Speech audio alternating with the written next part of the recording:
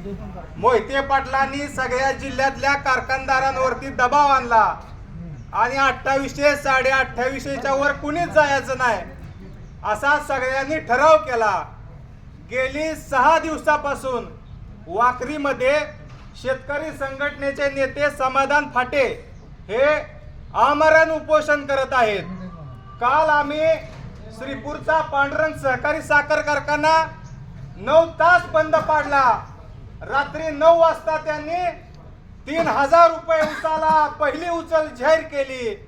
त्यानंतर लगेच 10 वाजता बबनदादा शिंदे यांनी 3025 रुपये पहिली उचल जाहीर केली।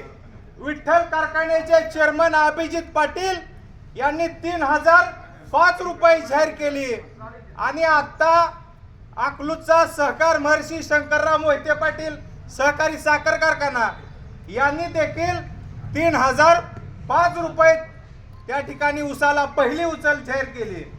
आपला मायनगर कारखाना हा खूप जुना कारखाना आहे। शेतकऱ्यांचे आणि या कारखान्याचे अतिशय जिव्हाळ्याचे संबंध आहेत।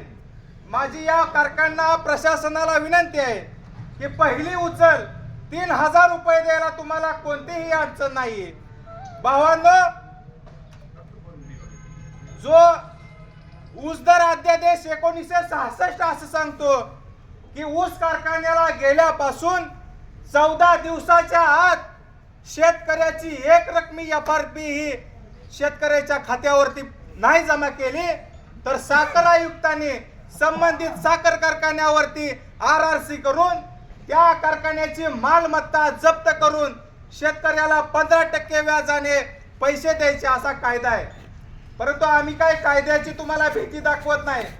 या वर्षी सगळ्याच उपपदार्थाचे भाव वाढलेले आहेत, साखरेचा बी भाव वाढलेला आहे।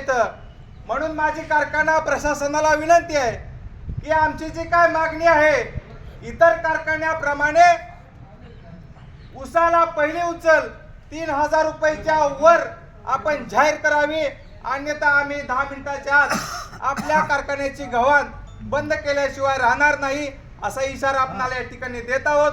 धन्यवाद।